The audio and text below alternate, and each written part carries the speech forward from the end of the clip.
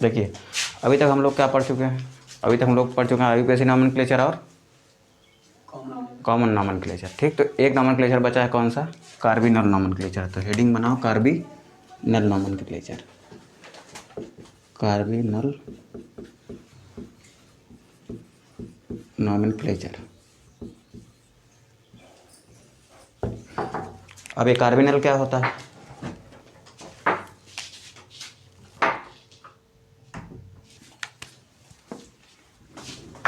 देखो तो सवाल ये है कि ये कार्बिनल क्या होता है। तो जो हमारा मेथेनल होता है, मेथेनल को ही क्या कहा जाता है, मेथेनल को ही कार्बिनल कहा जाता है। ठीक, मेथेनल का मतलब देखो, मेथ आ गया मतलब एक कार्बन है, नल आ गया मतलब इसके साथ में क्या जुड़ा हुआ है, ओ एच जुड़ा हुआ है। तो यहाँ भी एक एच होगा, यहाँ भी एक एच होगा, यहाँ भी एच होगा, यही क्या हो गया आपका मेथेनल हो गया। और इसी को क्या कहा जाता है, कार्बिनल कहा जाता है। तो अब कार्बिनल नॉमेनक्लेचर कैसे काम करता है, देखो इधर हमारे पास एक कंपाउंड है CH3 CH2 CH2, तो यहीं लगा लेते हैं सीधा हो। ठीक, अब देखो हमको क्या पकड़ना है, हमको पकड़ना है आपका मेथिनल और कार्बिनल। सी के साथ में ओ एच जुड़ा हुआ है तो यही क्या है आपका मेथनॉल है, और मेथनॉल को ही क्या कहते हो, कार्बिनल कहते हो। तो ये मेरा ओ एच इस कार्बन से जुड़ा हुआ है, तो इस इतने पोर्शन को हमने क्या कह दिया, इस इतने पोर्शन को कह दिया हमने ये कार्बिनल हो गया। ठीक, और यहाँ पर क्या जुड़ा हुआ है, मेथिल ग्रुप जुड़ा हुआ है। तो इसका नाम क्या लिखोगे, ये इतना कार्बिनल हो गया, ये क्या हो गया, मेथिल हो गया। तो इसका नाम हो जाएगा मेथिल कार्बिनल। ठीक, आया समझ। अब देखो एक कंपाउंड और देखते हैं, कार्बन, कार्बन के साथ में OH और यहाँ पर एक H, यहाँ पर आपका CH3, यहाँ पर आपका CH3। ठीक, अब देखो इसका नाम क्या होगा, आपको पता है जिस कार्बन के साथ OH जुड़ा होता है वो उतना पोर्शन क्या कहलाता है, कार्बिनल कहलाता है। तो यहाँ पर ये इतना पोर्शन क्या हो गया आपका, ये इतना पोर्शन हो गया आपका कार्बिनल का। अब देखो इस कार्बन पर कितने मेथिल ग्रुप हैं, एक ऊपर है एक नीचे है, तो इसको क्या कहोगे आप, इसको कहेंगे डाई मेथिल कार्बिनल। क्लियर है। अब इधर देखो हमारे पास एक कंपाउंड ये है CH3 CH2 CH2OH। अब इसका नामकरण कैसे करोगे, ये इतना पोर्शन क्या हो जाएगा आपका, ये इतना पोर्शन हो जाएगा आपका कार्बिनल, और ये इतना पोर्शन क्या है, C2H5 एथिल होता है। तो इसका नाम क्या हो जाएगा, एथिल कार्बिनल। ठीक है, तो आपको इसमें याद क्या रखना है, आपको सिर्फ एक ही बात याद रखनी है कि जो मेथनॉल होता है वो मेथनॉल को ही क्या कहा जाता है, कार्बिनल। तो यहाँ पर लिख लीजिएगा methanol is known as carbinol in this system. मतलब इस सिस्टम में मेथनॉल को क्या कहा जाता है, कार्बिनल कहा जाता है। और उस कार्बिनल के साथ जितने ग्रुप लिखे जुड़े रहते हैं उसी को हम क्या करते हैं, आगे नोट कर लेते हैं। ठीक, तो फटाक से नोट करो इसको। तो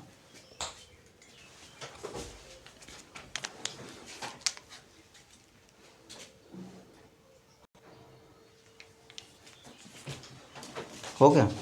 अब देखो एक एग्जांपल और लेते हैं, यहाँ पर कार्बन है, यहाँ पर OH जुड़ा हुआ है, इस वाले बॉन्ड पर एक CH3 है, इस वाले बॉन्ड पर भी एक CH3 है, इस वाले बॉन्ड पर भी एक CH3 है। अब देखो ये इतना पोर्शन क्या हो गया, ये हो गया कार्बिनल।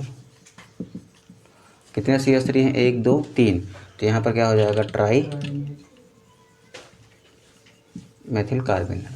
ठीक, अच्छा कार्बन C6H5, इधर कार्बन C6H5, इधर कार्बन C6H5, और इधर क्या हो गया OH। अच्छा ये C6H5 क्या होता है, देखो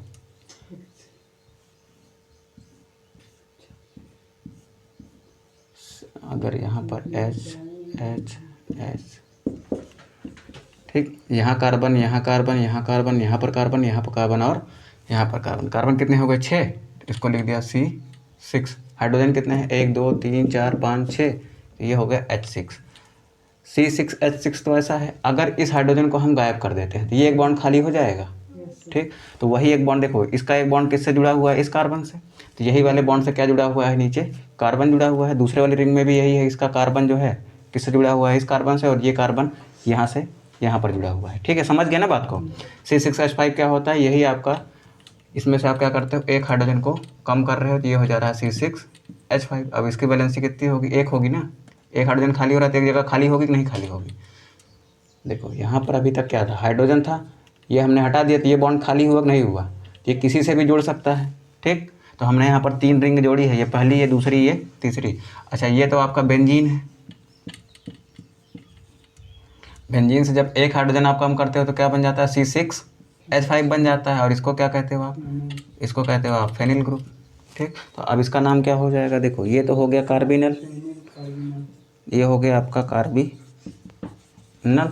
और यहाँ पर 1 2 3 फेनिल ग्रुप है तो क्या हो जाएगा? ये ट्राई फेनिल, तो नाम हो जाएगा ट्राई फेनिल कार्बिनल, ठीक है।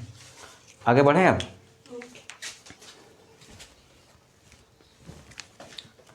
तो ये तो हो गया आपका नोमेनक्लेचर वाला सिस्टम।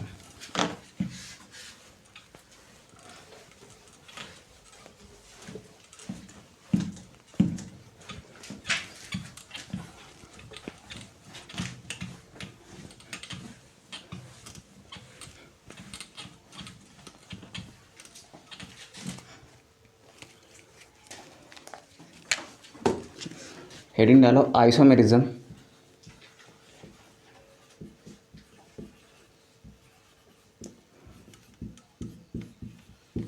इन एल्कोहल, ठीक। अब देखो आप, ये आइसोमेरिज्म क्या होता है पहले ये समझ लेते हैं, तभी समझ में आ गया कुछ। एल्कोहल तो जानते ही हो क्या होता है ना, एलिफेटिक चेन में क्या जुड़ा हो, वो OH जुड़ा हो, वो एल्कोहल होता है। और आइसोमेरिज्म क्या होता है? देखो, किसी भी कंपाउंड का एक होता है स्ट्रक्चरल फार्मूला और एक होता है मॉलिक्यूलर फार्मूला, ठीक। तो हमारे पास एक ऐसा कंपाउंड है जिसका मॉलिक्यूलर फार्मूला क्या है? सेम है। जैसे मान लो मेरे पास है C5H12, ठीक। अब C5H12 का मॉलिक्यूलर फार्मूला क्या है? ये लिखा हुआ है C5H12। अब इसको हम बना के कोशिश करते हैं। कुछ ऐसे बना सकते हो?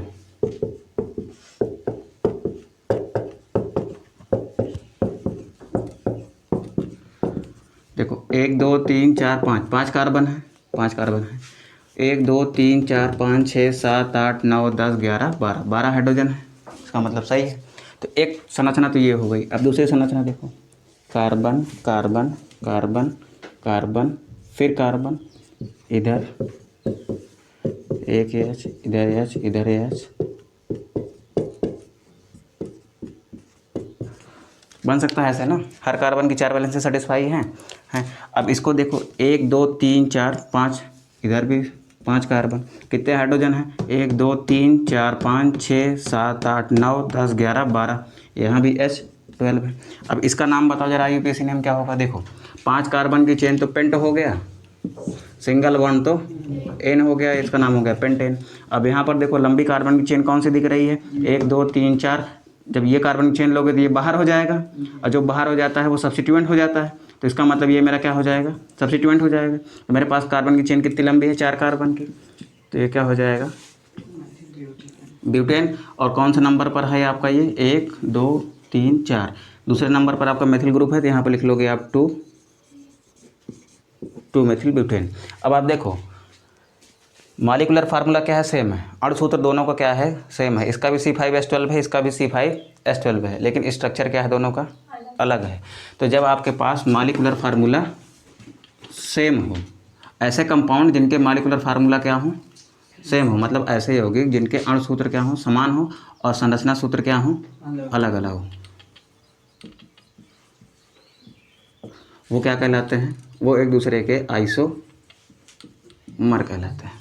ठीक, फिर से सुन लो, ऐसे कंपाउंड या फिर ऐसे यौगिक जिनके मॉलिक्यूलर फार्मूला क्या हों, सेम हो, और स्ट्रक्चरल फार्मूला क्या हों, अलग अलग हों, वो क्या कहलाएंगे, आइसोमर कहलाएंगे। और आइसोमर की एक खासियत होती है, जो भी आइसोमर होते हैं उनके मॉलिक्यूलर फार्मूला तो सेम होते हैं, लेकिन IUPAC नाम भी क्या होते हैं, अलग होते हैं। इसका IUPAC नाम देखो पेंटेन है, इसका IUPAC नाम देखो अलग है। अभी एक इसमें और बन जाएगा, चाहे इसको देखो, carbon carbon carbon carbon carbon, कितने बॉन्ड खाली हैं इसके, 3, इसके कितने खाली हैं, 3, इसके कितने खाली हैं, 3, और इसके भी 3 खाली हैं। ठीक, अब आप देखो यहाँ पर कार्बन कितने हैं, C5, H कितने हैं, 3 3 6 3 9 3 12, S12, ये भी तो C5H12 है।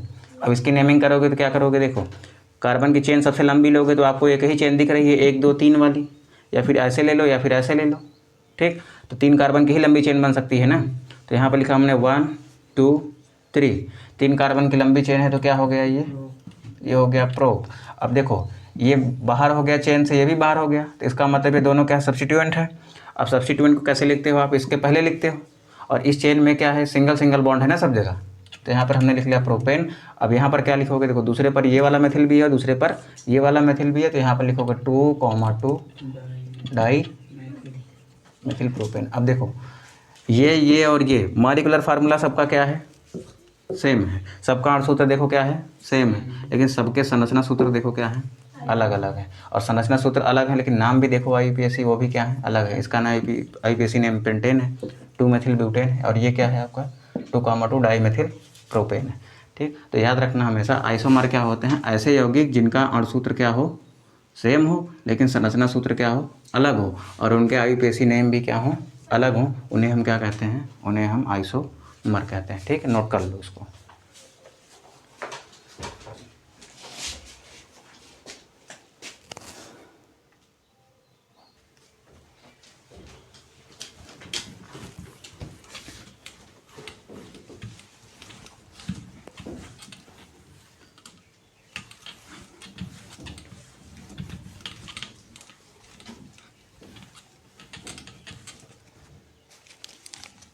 अब देखो ये हो गया आपका एल्कोहल।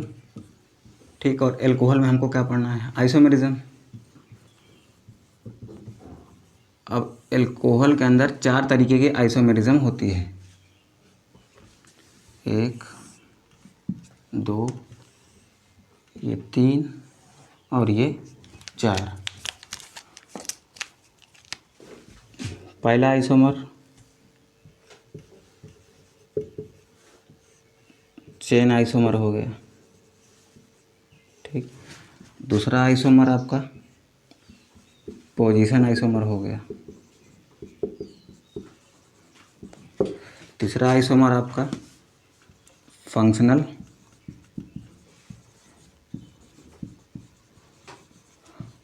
ग्रुप आइसोमर हो गया, और ये चौथा आइसोमर आपका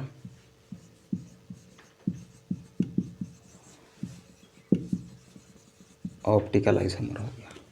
ये हो गया पहला, ये दूसरा, ये तीसरा आपका, और ये वाला चौथा। ये 4 तरीके का आइसोमर पाए जाते हैं। कौन कौन से, चेन, पोजीशन, फंक्शनल और ऑप्टिकल।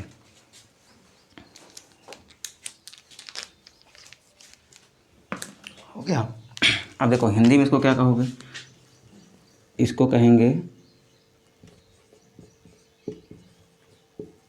श्रृंखला समवायता। अच्छा, इसको आइसोमेरिज्म कर लो तो ज़्यादा बेहतर रहेगा।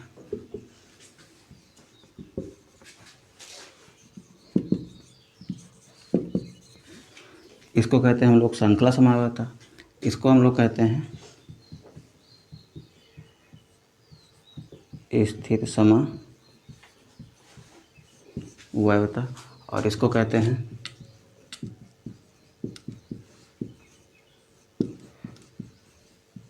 क्रियात्मक समूह समवायता, और इसको कहेंगे हम लोग प्रकाशिक समवायता।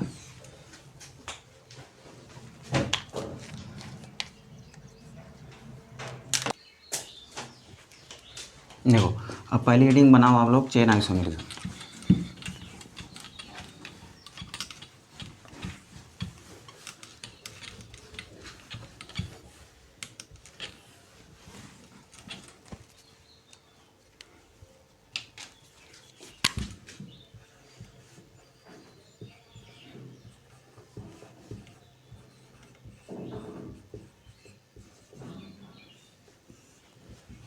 देखो चेन आइसोमेरिज्म कौन शो करेगा, ऐसे अल्कोहल जिनके अंदर कम से कम कितने कार्बन हो, 4 carbon.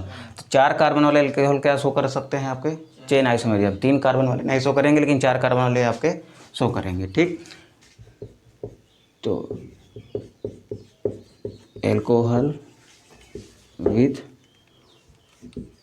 4 carbon atom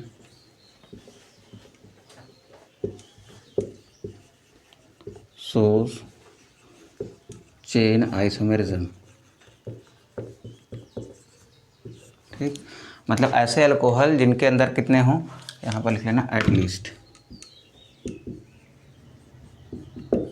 alcohol with at least 4 carbon atom shows chain isomerism. मतलब ऐसे अल्कोहल जिनके अंदर कम से कम 4 कार्बन परमाणु होते हैं, वो क्या शो करते हैं, वो आपकी चेन आइसोमेरिज्म को शो करते हैं।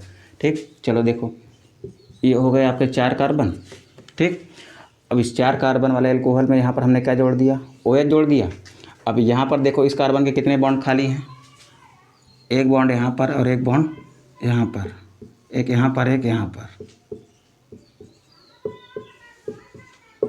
एक यहाँ पर। ठीक, तो देखो ये हो गया आपका फंक्शनल ग्रुप।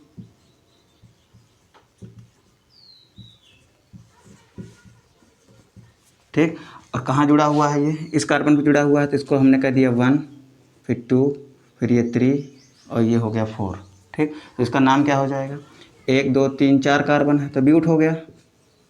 ठीक, सिंगल बॉन्ड है तो एन हो गया, और लास्ट में क्या जोड़ोगे, 1 कार्बन पर OL ग्रुप है तो 1 कार्बन पर क्या लिख लिया हमने, OL लिख लिया। अब E को हम रिप्लेस कर देंगे किसके साथ में, OL के साथ में, तो यहाँ पर नाम क्या हो जाएगा, यहाँ पर नाम हो जाएगा ब्यूटेनॉल। ठीक, तो ये आपका क्या हो गया, ब्यूटेनॉल हो गया। अच्छा, इसका फार्मूला क्या बनेगा, देखो कितने कार्बन है, 4 कार्बन, तो ये हो गया C4। कितने हाइड्रोजन है, 9 हाइड्रोजन, तो लिख दिया हमने H9, और क्या है आगे एक OH है। ठीक, तो ये हो गया आपका C4H9OH, ये हो गया आपका ब्यूटेनॉल। अब देखो हमको पता है कि जो आइसोमर होते हैं उनमें ये वाला चीज़ क्या होता है, सेम होता है, लेकिन ये क्या होता है, अलग होता है। ठीक, और हम पढ़ क्या रहे हैं, चेन आइसोमर। ठीक, तो अभी यहाँ देखो 1 2 ये 3, और यहाँ पर हमने क्या जोड़ दिया, OH जोड़ दिया, और यहाँ पर लिख लिया CH3। यहाँ पर क्या लिखेंगे, H, यहाँ पर H और यहाँ पर H। अब आप इसको ध्यान से देखो, OH कहाँ जुड़ा हुआ है, इस कार्बन से जुड़ा हुआ है।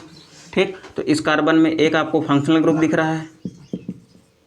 ठीक, और इस कंपाउंड में एक आपको देखो यहाँ पर चेन लोगे तो या तो 1 2 3 ये वाली लोगे, या तो 1 2 3 ये वाली लोगे। जब आप इस वाली चेन को लेते हो 1 2 3, तो ये बाहर हो जा रहा है। अगर 1 2 3 इसको लोगे तो ये बाहर हो जाएगा, है ना। तो हम चलो इधर से ही नंबरिंग करते हैं, नंबरिंग किधर से करते हो, जिधर से फंक्शनल ग्रुप पहले मिले, तो नंबरिंग इधर से ही करेंगे ना। तो ये हो गया 1, ये हो गया 2, ये हो गया 3। अब देखो ये आपका फंक्शनल ग्रुप है, और ये आपका क्या है, ये आपका सब्स्टिट्यूएंट है, मतलब प्रतिस्थापी है। ठीक, अब देखो नेमिंग कैसे करोगे, नेमिंग में सबसे पहले क्या खोजते हो, लंबी चेन खोजते हो। तो लंबी चेन यहाँ पर कितने कार्बन की है, 3 कार्बन की, तो 1 2 3, तो 3 कार्बन के लिए क्या लिखते हो, प्रोप लिख लिया आपने। अब आप ये देखते हो कि कार्बन की चेन जो है ये सैचुरेटेड है कि अनसैचुरेटेड है, मतलब सिंगल बॉन्ड वाली है कि डबल या ट्रिपल बॉन्ड वाली है। ठीक, तो यहाँ पर कैसे दिख रही है आपको, सिंगल बॉन्ड, तो सिंगल बॉन्ड के लिए आप क्या लिखते हो, N लिखते हो, तो नाम इसका हो गया यहाँ पर प्रोपेन। अब लास्ट में क्या जुड़ा हुआ है, एल्कोहल जुड़ा है, कौन सा कार्बन पर है, पहले पर, तो क्या लिखोगे, 1 ऑल लिखते हो। ठीक, अब यहाँ पर देखो सब्स्टिट्यूएंट भी है, तो इसका मतलब इस रूट वर्ड के पहले भी क्या लिखोगे आप, सब्स्टिट्यूएंट को लिखोगे। तो कौन सा है, मेथिल है, कौन सा नंबर पर है, दूसरे नंबर पर, तो नाम क्या हो जाएगा, ये 2 मेथिल, नाम हो गया इसका 2 मेथिल प्रोपेन 1 ऑल। अच्छा, ये E को आप रिप्लेस भी कर सकते हो OL से, 1 को चाहे लिखो या ना लिखो कोई बात नहीं। तो यहाँ पर लिखो 2 मेथिल प्रोपेनॉल। ठीक, तो इसका IUPAC नेम क्या हो गया, 2 मेथिल प्रोपेनॉल, और इसका IUPAC नेम क्या है बेटा, ये क्या है, ब्यूटेनॉल है। ठीक, अब एक चीज़ यहाँ पर ध्यान दो, यहाँ पर C4H9OH था, इसको देखो तो 1 2 3 4 कार्बन, हाइड्रोजन कितने हैं, 1 2 3 4 5 6, 6 3 9, तो ये हो गए H9 और यहाँ पर एक OH।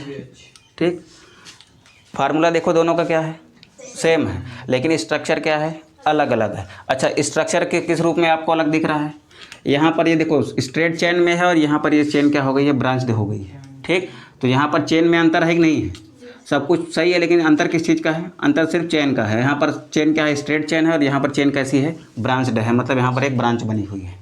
ठीक है, तो इस तरह के आइसोमर को हम क्या कहेंगे, इस तरह के आइसोमर को कहेंगे हम लोग चेन आइसोमर। नोट करो फटाक से।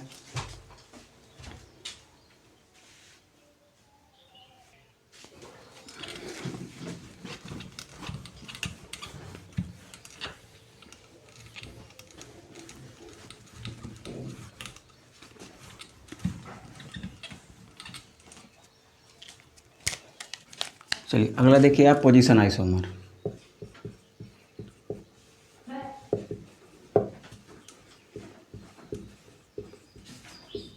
ठीक, अब पोजीशन का मतलब क्या हो गया, पोजीशन मतलब होता है स्थित। ठीक, तो इस तरह के आइसोमर में जो आपका एल्कोहल ग्रुप होता है, एल्कोहल ग्रुप का मतलब जो OH होता है, उसकी पोजीशन क्या होती है, अलग अलग होती है। फार्मूला सेम रहेगा, सब कुछ सेम रहेगा, लेकिन पोजीशन क्या होगी, अलग होगी। अच्छा, जब OH की पोजीशन अलग होगी बेटा, तो IUPAC नेम चेंज होगा कि नहीं होगा, और IUPAC नेम चेंज हो गया, मॉलिक्यूलर फार्मूला सेम रहा, IUPAC नेम चेंज हो गया, तो क्या वो आइसोमर है, वो आइसोमर है। अगर मॉलिक्यूलर फार्मूला सेम रहा, उसका क्या चेंज हो गया, उसका चेंज हो गया IUPAC नेम, तो उसको हम क्या कहेंगे, उसको हम आइसोमर कहेंगे। ठीक, तो देखो अब सवाल ये है कि कौन से अल्कोहल होते हैं जो पोजीशन आइसोमर शो करते हैं। जैसे चेन आइसोमर में आपने क्या देखा, कम से कम 4 कार्बन वाले अल्कोहल होने चाहिए। ठीक, 4 कार्बन वाले अल्कोहल ही क्या शो करेंगे, आपकी चेन आइसोमरिज्म शो करेंगे। तो यहाँ पर याद रखना कम से कम 3 कार्बन वाले अल्कोहल होने चाहिए। तो यहाँ पर लिख लेना alcohol with at least 3 carbon atom shows position isomerism. ठीक, चलो देखो कैसे शो करते हैं। यहाँ पर हमने लिखा कार्बन कार्बन कार्बन, 3 कार्बन का एग्जाम्पल लेते हैं। कितने कार्बन हो गए, 3 कार्बन। अब इस कार्बन पर मैंने क्या जोड़ दिया है, एक OH जोड़ दिया है। अब आप देख के बताओ कि इस कार्बन की कितनी वैलेंसी खाली है, 2। एक H यहाँ पर, एक OH यहाँ पर, इसकी भी 2 खाली है, इसकी 3 खाली है। ठीक, तो एक एल्कोहल ये हो गया। फार्मूला क्या बनेगा इसका, C3 1 2 3 4 5 6 7 H7, यहाँ पर क्या है OH, इसका फार्मूला ये बन गया। ठीक, अच्छा नाम क्या होगा इसका, इसका IUPAC नेम क्या होगा, 3 कार्बन की चेन है तो प्रोप हो गया, सिंगल सिंगल बॉन्ड है सब में, एन हो गया। पहले नंबर पर ही क्या जुड़ा हुआ है, OH। ठीक, तो इसका नाम हो गया प्रोपेनॉल। ठीक, अच्छा अब सेम फार्मूले को इधर एक और बनाते हैं, कार्बन कार्बन कार्बन। हमको क्या बनाना है, हमको बनाना है बेटा पोजीशन आइसोमर। तो हम पोजीशन किसकी चेंज कर सकते हैं, यहाँ पर हाइड्रोजन की पोजीशन चेंज करने का कोई फ़ायदा नहीं है। ठीक, इसी की पोजीशन चेंज कर सकते हैं। तो इसको OH को यहाँ से हटा के हम कहाँ डाल देते हैं, बीच में डाल देते हैं। ठीक, तो इस OH को हमने डाल दिया यहाँ पर। ठीक, अब इसके कितने खाली हैं, 3। इसके कितने बॉन्ड खाली हैं, 1, इसके 3। अब इसका फार्मूला बताओ बेटा क्या होगा, तो 3 कार्बन C3 हो गए, H कितना है, 3 3 6 1 7 H7, लास्ट में क्या है OH। फार्मूला तो सेम दिख रहा है हमको। ठीक, अब इसका IUPAC नेम देखते हैं। ठीक, इसका IUPAC नेम क्या होगा, देखो यहाँ पर हमको फंक्शनल ग्रुप दिख रहा है बीच में। ठीक, तो नंबरिंग हमको कहाँ से करनी है, जहाँ से हमको ये पहले मिले। तो चाहे इधर से नंबरिंग करोगे तो, और चाहे इधर से करोगे तो ये कहाँ मिलेगा आपको, दूसरे पर ही मिलेगा। तो चाहे जिधर से कर लो, 1 और 2 और ये हो गया 3। अब इसका नाम कैसे करोगे, 3 कार्बन की चेन है तो क्या हो जाएगा बेटा, ये प्रोप हो गया। सिंगल बॉन्ड है तो ये एन हो गया। अब देखो दूसरे नंबर पर क्या है, आपका एल्कोहल ग्रुप है, तो यहाँ पर लिखेंगे 2 ऑल। ठीक, अब देखो अब फार्मूला सेम है कि नहीं सेम है, ठीक, फार्मूला सेम है। IUPAC नेम इसका देखो, इसका देखो सेम है। अलग है। तो मैंने क्या कहा आपको, जब आपके पास दो कंपाउंड हो उनका मॉलिक्यूलर फार्मूला क्या हो, सेम हो, लेकिन उनका IUPAC नेम अलग हो जाए ना, तो इसका मतलब वो समझ लेना वो सब क्या है, आइसोमर है। ठीक, अब यहाँ पर ये पोजीशन आइसोमर क्यों है, क्योंकि यहाँ पर देखो फंक्शनल ग्रुप की पोजीशन कहाँ पर है, पहले कार्बन पर है, और इस वाले कंपाउंड में देखो फंक्शनल ग्रुप की पोजीशन कहाँ पर है, दूसरे कार्बन पर है। तो इसके मॉलिक्यूलर फार्मूला सेम है बट इसके स्ट्रक्चरल फार्मूला क्या है, अलग अलग है, इसलिए क्या कहलाएंगे, पोजीशन आइसोमर कहलाएंगे। पोजीशन आइसोमर क्यों, क्योंकि इसमें OH समूह की पोजीशन क्या है, अलग अलग है। ठीक, तो ये आइसोमर बने हैं किसके आधार पर, OH समूह के पोजीशन के आधार पर। ठीक, तो इसलिए इसको हम क्या कहते हैं, इसको हम कहते हैं पोजीशन आइसोमर। ठीक है, मिटा दें, चलो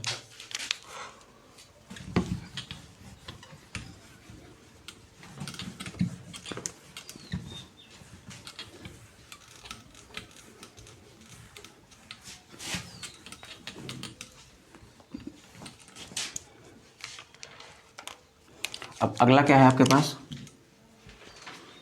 अगला है आपके पास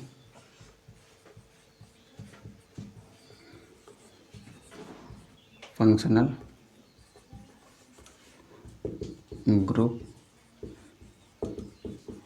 आइसोमेरिज्म। इसको हम कहेंगे क्रियात्मक समूह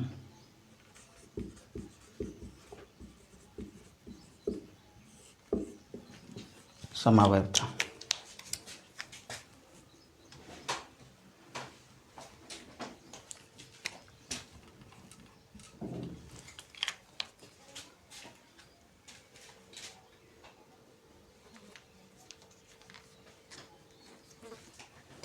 लिखा, चलो देखो यहाँ पर क्या होगा, हमारे पास हम पढ़ क्या रहे हैं, अभी अल्कोहल पढ़ रहे हैं, तो एक अल्कोहल लेते हैं, जैसे हम लोग CH3 CS2 CS2 OH, एक तो ये हो गया। ठीक, तो फार्मूला क्या है हमारे पास, ये सेम है ना, अगर इसको हम कंबाइन करके लिखेंगे तो C3H कितना हो जाएगा 7 OH। इसको एक तरीके से और लिख सकते हो C3H8O, ऐसे लिख सकते हो, इस H को मैंने यहाँ ट्रांसफ़र कर दिया है, ऐसा भी तो लिख सकते हो इसको ना। ठीक, अब देखो इससे हम बनाते हैं दो कंपाउंड, मॉलिक्यूलर फार्मूला इसका सेम है कि नहीं है, ठीक, मतलब यही रहेगा, मॉलिक्यूलर फार्मूला यही रहेगा, लेकिन स्ट्रक्चर क्या होंगे, दोनों के अलग अलग होंगे। देखो यहाँ पर लिखा हमने CH3, फिर यहाँ पर लिखा CH2, फिर यहाँ पर लिखा हमने CH2 और यहाँ पर लिख दिया OH। ये आपको क्या दिख रहा है, एक एलिफेटिक चेन दिख रही है, बीच में क्या दिख रहा है, साइड में क्या दिख रहा है आपको, OH दिख रहा है। ठीक, अब इसी को इधर देखो, यहाँ पर लिखा हमने CH3, ठीक, बीच में लिख दिया ऑक्सीजन, फिर इधर लिख दिया CH2, फिर इधर लिख दिया CH3। ठीक, अब इसको देखो, ये तो आपका क्या है, ये आपका एल्कोहल है। ठीक, और ये क्या है आपका, ये आपका ईथर है, ये आपका एक एल्काइल ग्रुप हो गया, ये R हो गया, बीच में O है, ये भी आपका एक एल्काइल ग्रुप है।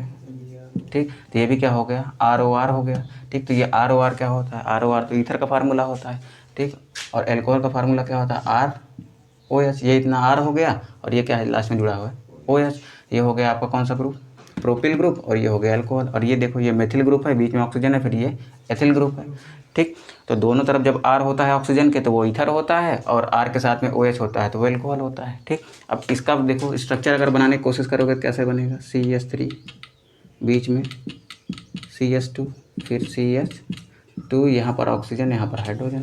ठीक, ऐसे बनेगा। ठीक, और इसको देखो आप, ऑक्सीजन फिर कार्बन। ठीक, ये कुछ ऐसे बनेगा। ठीक, क्योंकि ऑक्सीजन 2 बॉन्ड बनाता है, यहाँ पर 2 बॉन्ड बना रखा है। अब देखो स्ट्रक्चर दोनों का अलग दिख रहा है कि नहीं दिख रहा है, ठीक, लेकिन मॉलिक्यूलर फार्मूला क्या है, सेम है। इसी मॉलिक्यूलर फार्मूले से मैंने 2 फंक्शनल ग्रुप बना रखे हैं कि नहीं बना रखे हैं, ये एक अलग क्रियात्मक समूह है, ये एक अलग क्रियात्मक समूह है। तो इस तरीके के आइसोमर को क्या कहते हो आप, क्रियात्मक समूह आइसोमर कहते हो, मतलब फंक्शनल ग्रुप आइसोमर कहते हो। क्यों, क्योंकि सेम मॉलिक्यूलर फार्मूले से हमने क्या बना दिए, 2 अलग अलग फंक्शनल ग्रुप बना दिए हैं। ये फंक्शनल ग्रुप बन गया है एल्कोहल, और ये बन गया है आपका ईथर। ठीक, तो फटाक से इसको नोट करो और आगे बढ़ते हैं फिर।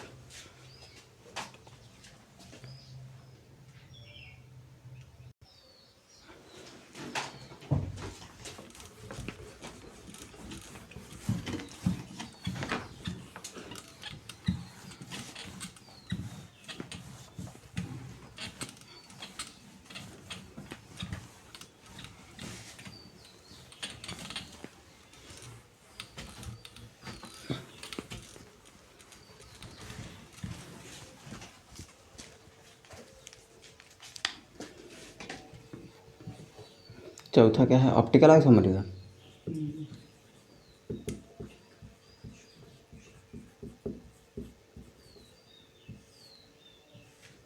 ठीक, अब ये ऑप्टिकल क्या होता है, ऑप्टिकल जहाँ शब्द आ जाए समझ लेना उसका मतलब किससे है, उसका मतलब लाइट से है। ठीक, ऑप्टिकल जहाँ शब्द आ जाए साइंस में उसका मतलब समझ लेना क्या है, वो लाइट से उसका मतलब है। ठीक, अब ये ऑप्टिकल आइसोमेरिज्म क्या होता है, पहली बात तो ऑप्टिकल आइसोमेरिज्म कौन से कंपाउंड हैं जो ऑप्टिकल आइसोमेरिज्म को शो करेंगे। ठीक, तो those organic compound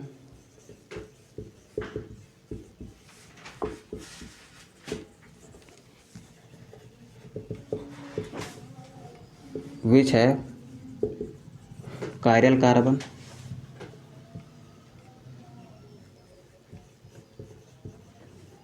shows optical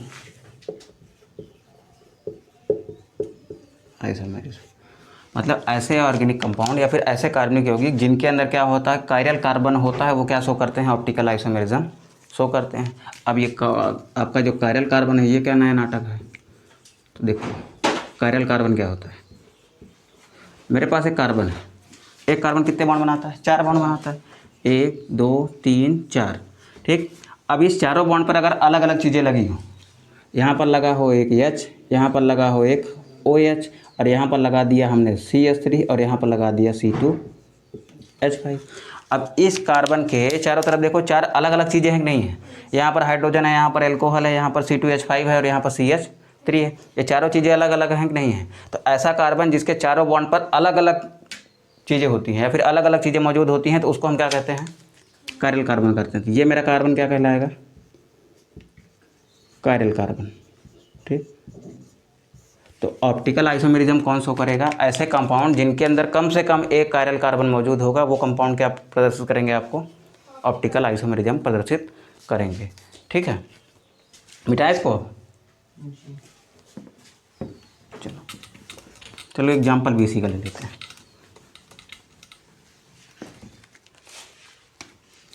मेरे पास यहाँ पे एक कंपाउंड है, ये कार्बन हो गया, यहाँ पर हमने लिख लिया CH3, इस साइड में लिख लिया हमने हाइड्रोजन, यहाँ पर लिख लिया हमने C2H5 और इस पर लिख लिया है OH। ठीक, अब ध्यान से देखो आप, ये कार्बन मेरा कायरल कार्बन है कि नहीं है, है, क्योंकि इसके चारों बॉन्ड पर 4 अलग अलग चीज़ें हैं। ठीक, तो ये मेरा कायरल कार्बन है। अब इस कंपाउंड से यहाँ पर रखते हैं हम एक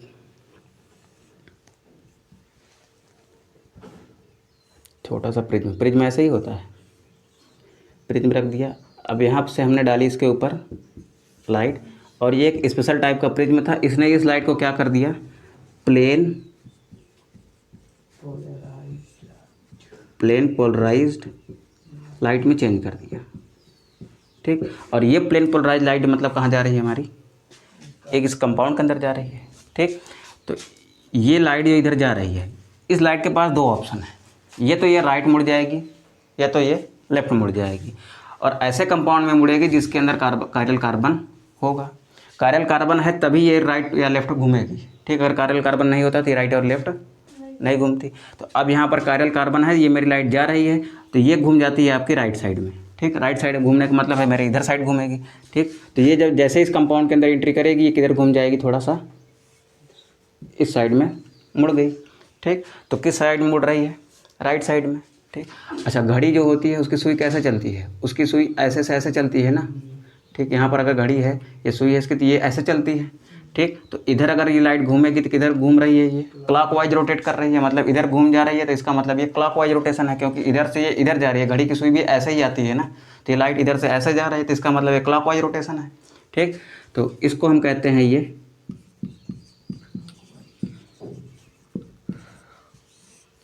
क्लॉकवाइज डिफ्लेक्ट कर रही है। ठीक, क्लॉकवाइज मुड़ रही है, और जो क्लॉकवाइज मुड़ती है उसको हम कहते हैं डेक्स्टो रोटेटरी।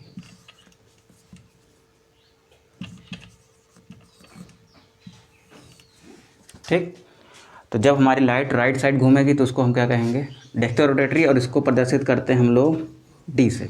ठीक, अब देखो एक हमारे पास दूसरा कंपाउंड है साइड में, इस साइड में सेम ऐसा ही, CH3H, इस बार OH हम इस साइड ले लेते हैं, यहाँ पर ले लिया हमने H और नीचे क्या रहने दिया सेम C2H5।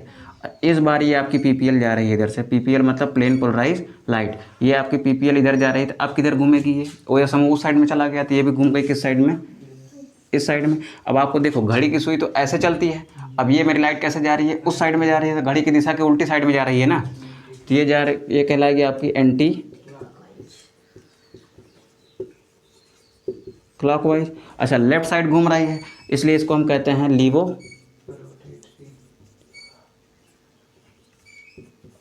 लीवो रोटेटरी है, ठीक। और इसको कहते हैं हम बेटा प्रदर्शित करते हैं यल से, ठीक। तो हमारे पास एक कंपाउंड था CH3 CH OH C2H5, यही कंपाउंड था ना।